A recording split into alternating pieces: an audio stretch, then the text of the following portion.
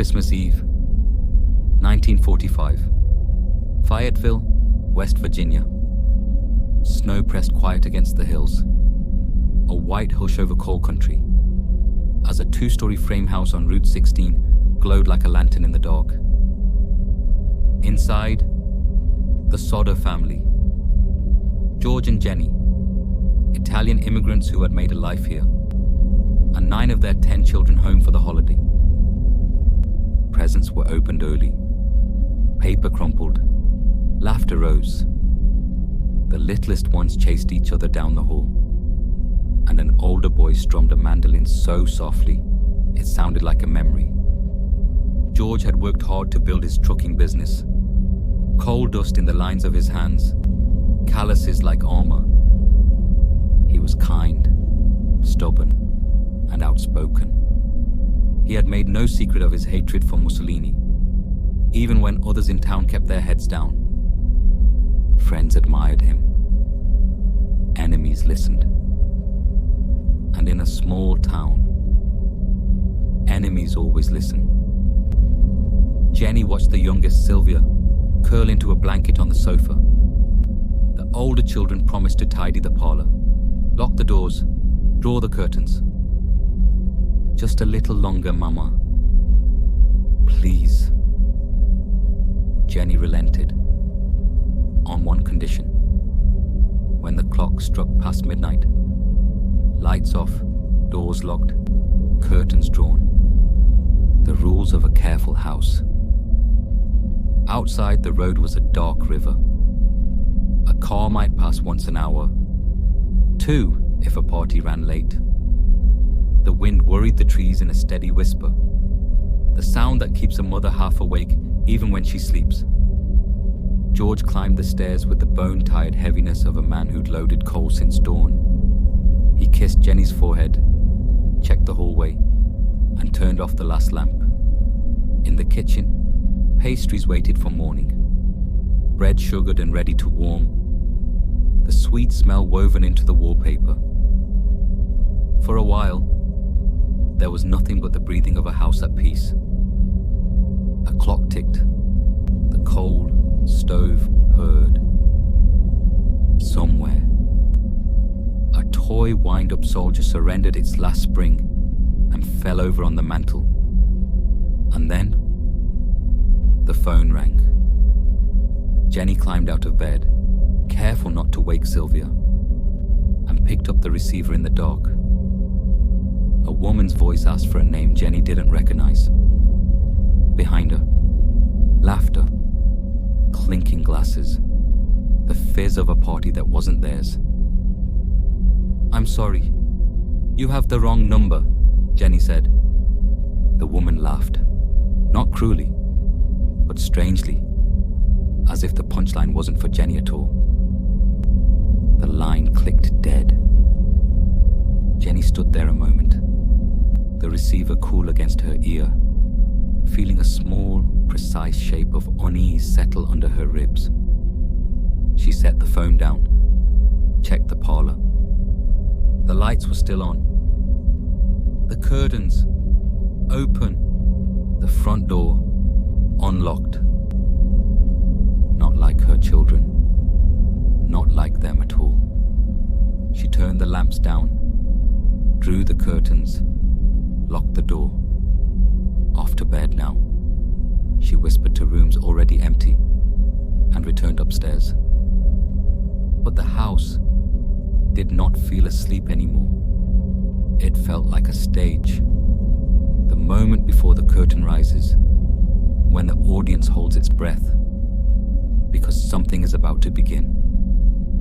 Jenny lay down, eyes open in the dark, listening to the quiet, and in the quiet, she heard a sound from the roof. A light thud, then a rolling, as if something had landed and slipped down the shingles. Then, nothing. Just the clock. Just the wind. She closed her eyes and let the sound go. Downstairs, in the parlor, a A string of Christmas lights trembled against the window and went still again. Time passed in fragments. A minute, 10, a lifetime. Then Jenny woke with a start. No sound, no knock. Just that sixth sense that drags a mother to her feet in the deep hours. She stepped into the hall and smelled it. Faint, then stronger, then suddenly everywhere. Smoke. George! They were moving before the word finished. Doors thrown open, names called into the heat. The stairwell glowed with a low orange smear that didn't belong to Christmas. Flames had taken root quietly, now blooming up the walls like something pleased to be alive. George barreled down the stairs, his feet bare on the cold steps. Jenny scooped Sylvia and pressed her face into a damp cloth. Breathe, baby, breathe. 4 children made it to the yard with their parents. They stared up, eyes wide, as the second floor darkened behind waves of heat. 5 more were still inside. "Ladder!" George shouted. The ladder was always propped against the side of the house, under the eaves. He ran for it and found empty air. The ladder was gone. He sprinted for his trucks, the ones that hold coal all day, the ones that always started. He would drive them up to the window, stand on the hood, punch through the glass with his own hands if he had to. The key turned. The engine coughed once and died. The second truck, the same, in the deep cold. Both trucks refused to live. Barefoot in the snow, George smashed a window with his fist. Glass took the skin from his knuckles in bright, clean bites. Heat forced him back like a hand to the chest.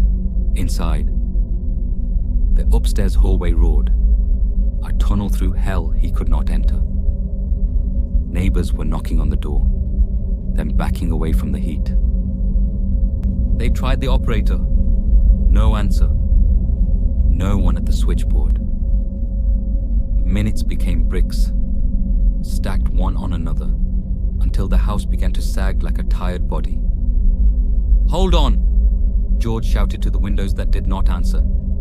He could hear something in the smoke, or thought he could dash. Names he would say in his sleep for the rest of his life. The roof bowed, cracked, and gave. In 45 minutes, the Sodder house folded into itself like a paper lantern and went dark. After, there was only the steady hiss of cooling timbers, the weak chatter of embers chewing the last edges, and the silence that follows a scream. The volunteer fire department came hours later, picking their way through the ash at first light. They carried hooks and shovels, and the faces of men who knew they were too late. Someone said what men always say at ruins. It was quick. It was merciful. It was God's will. But when they sifted through the ashes, they found nothing. No bones, no teeth, nothing that looked like 5 children who had gone to bed an hour after Christmas and never woke up. The official word would come soon enough. A simple sentence that closed the book and buried the questions. But before the ink dried, the questions began to breed.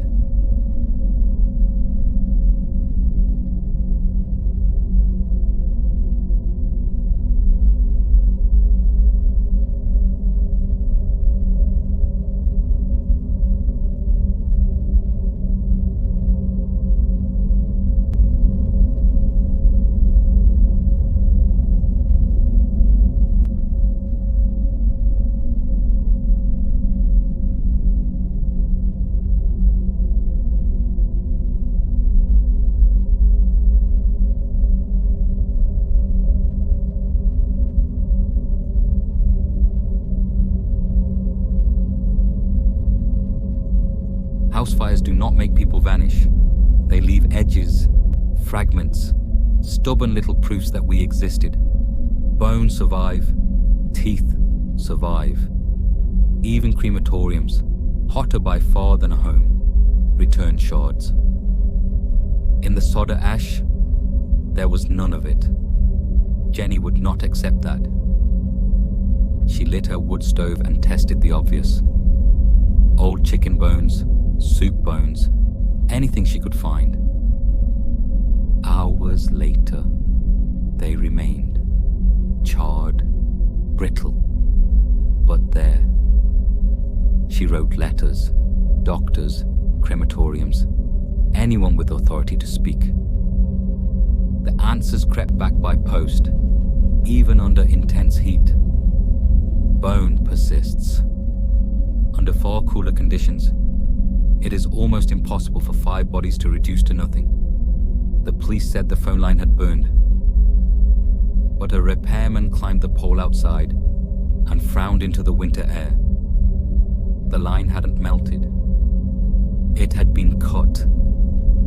George told the story of the ladder, how it was always in the same place, and how, after the fire, it turned up thrown down an embankment, as if pried from its routine and discarded. The trucks that wouldn't start. Both checked by mechanics who shrugged and said there was nothing wrong. A neighbor mentioned the switchboard, how no one answered the operator that night.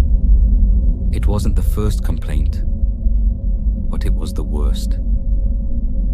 Then came the threats. Little pieces of memory slotting into the shape of a trap. A stranger had visited the house in the autumn, asking about George's work, drifting the conversation to fuse boxes, to danger, to fire. Later, an insurance salesman pressed too hard. When George refused, the man's face went cold.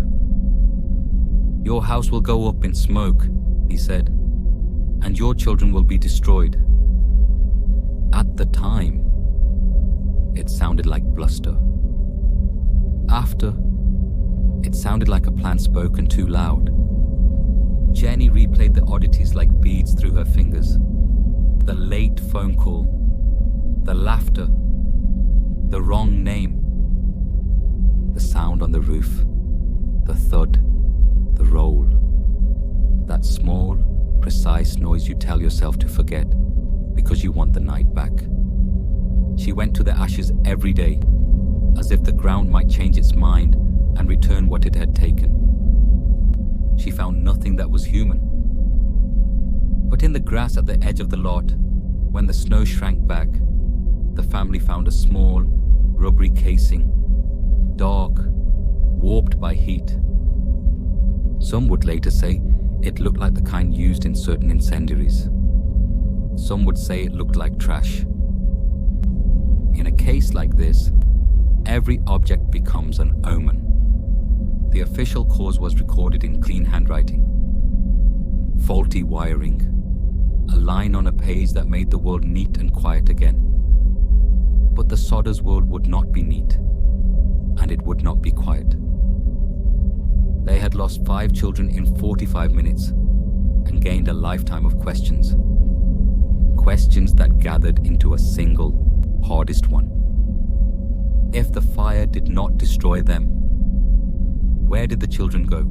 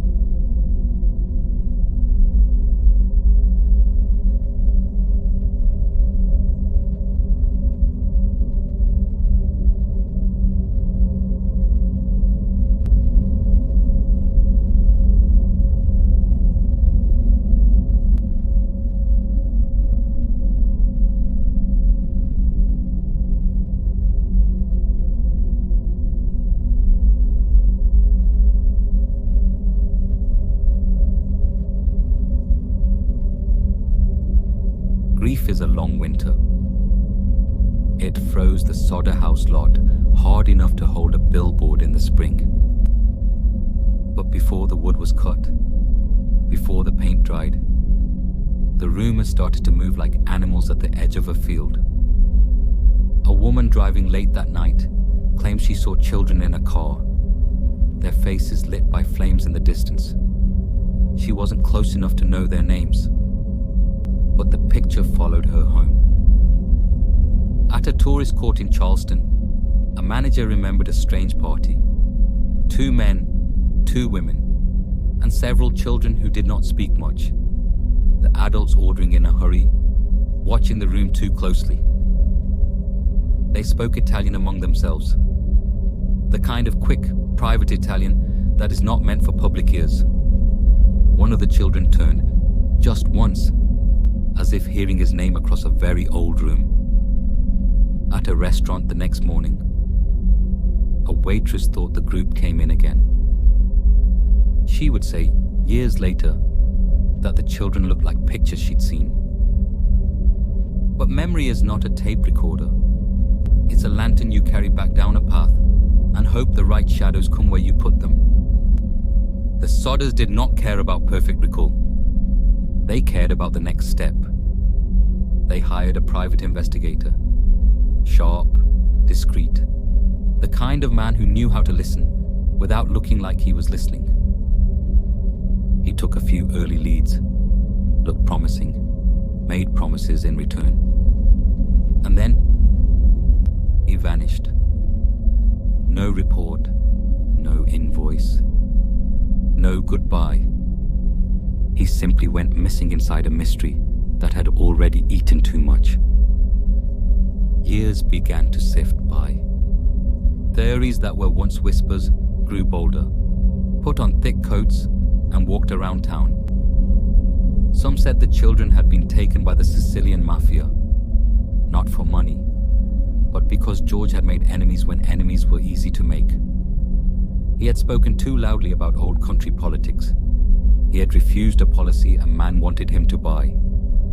He had angered someone with the kind of memory that outlives a fire. Others looked closer. They wondered about the delay at the firehouse, about the cut line, who climbs a pole on Christmas Eve, about the trucks that would not start when everything mattered. There were people who believed the worst and called it the simplest explanation, that the children died and the ashes hid them. They pointed to heat, to structure, to the way a house can become a kiln if the night is right. But the absence of bone, the silence of the sifted ash, argued back with a patience no man could match. Every new lead was another thread tied around George and Jenny's hearts. They pulled and watched the thread thin and watched it keep going. One afternoon, a man from a nearby town came by the lot. He walked the blackened rectangle as if measuring it with his shoes. He said little. At the road. He turned, lifted a hand in a gesture that could have been blessing or warning, and left.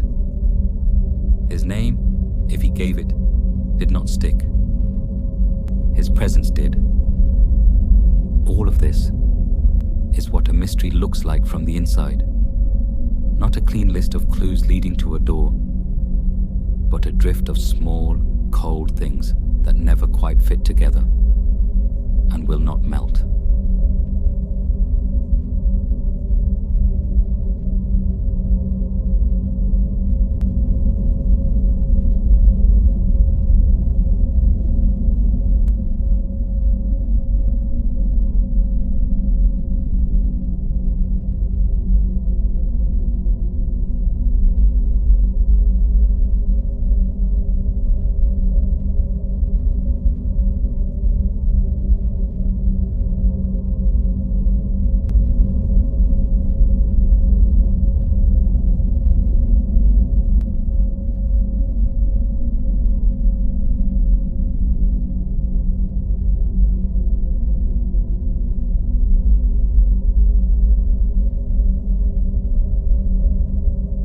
moves like snow on a roof, quietly, then all at once, then gone, years after the fire.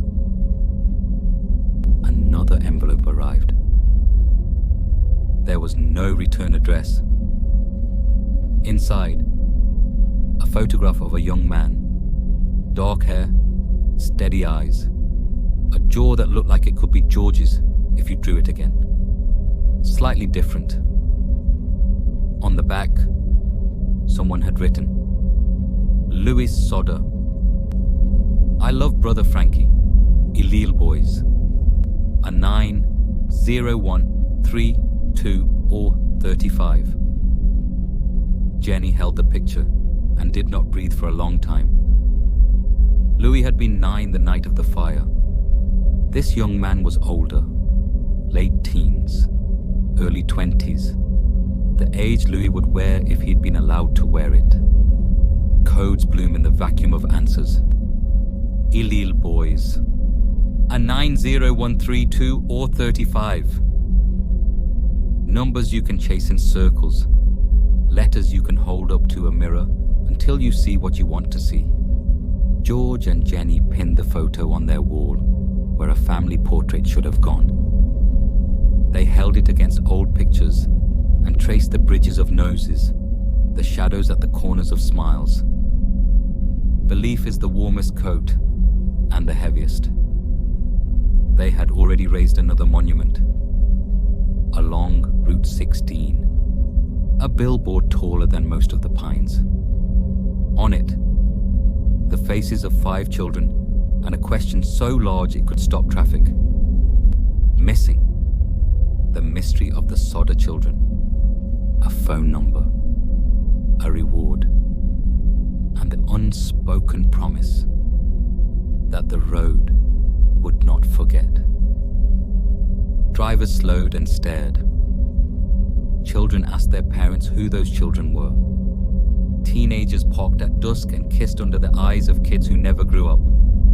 Stories laminated themselves to the sign, like flyers you can't peel off cleanly. A woman said she saw them in Florida. A man said he worked with a boy in Ohio. A letter arrived from a priest who had a friend who was sure. Everyone was sure. No one was sure. When people talk about haunting, they think of footsteps, cold spots, pictures that fall without wind. But the worst kind of haunting is the shape of a family that stops at 5, where it should have been 10. It's a dinner table with chairs that become altars. It's a billboard that outlives the house. George drove under that sign every week. Once to check the wood, once to check the bolts. As if the act of maintenance could hold the world together. He climbed the ladder. The new ladder. The one that stayed. And painted fresh letters over old ones. Snow, sun, rain. Every season took its bite. He put the world back by hand. People said the billboard was an obsession. It was, but it was also a promise. If the children were out there, the sign said, "We have not stopped calling you home."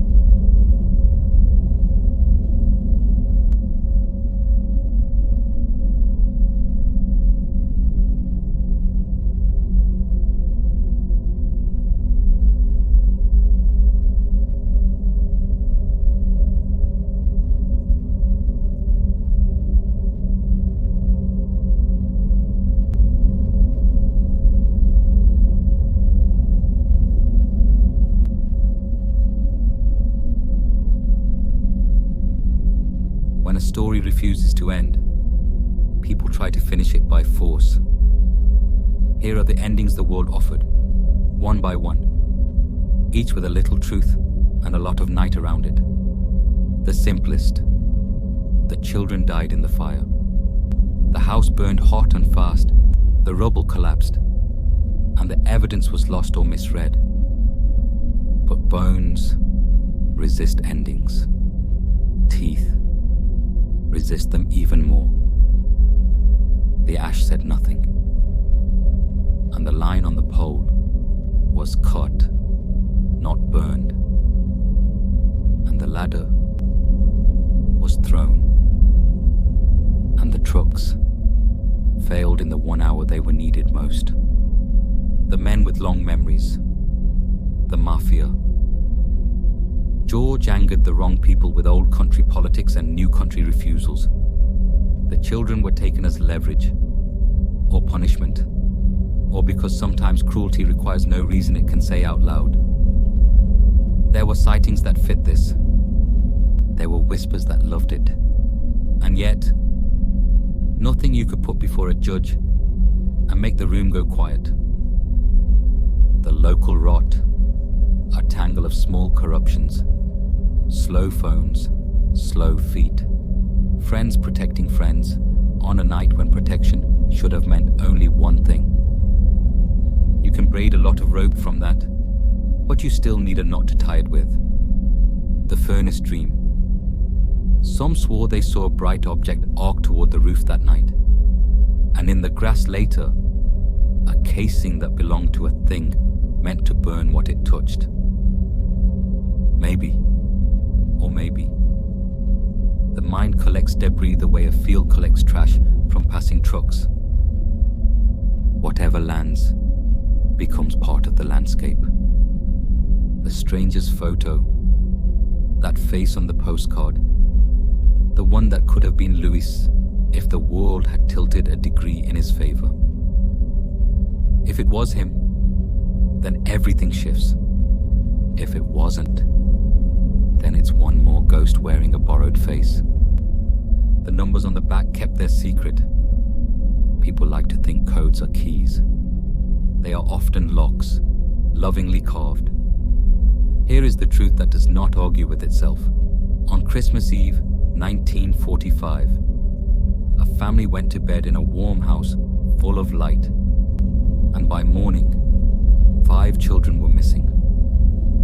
The evidence for death is thin. The evidence for abduction is thin. The evidence for something gone terribly wrong is thick enough to build a billboard. George died in 1969. Jenny lived 20 years more. The house replaced by a small garden where flowers did what people could not. They came back. She died without answers. Their surviving children grew old, holding a rope that did not lead anywhere you could stand. The billboard stood watch for nearly 40 years.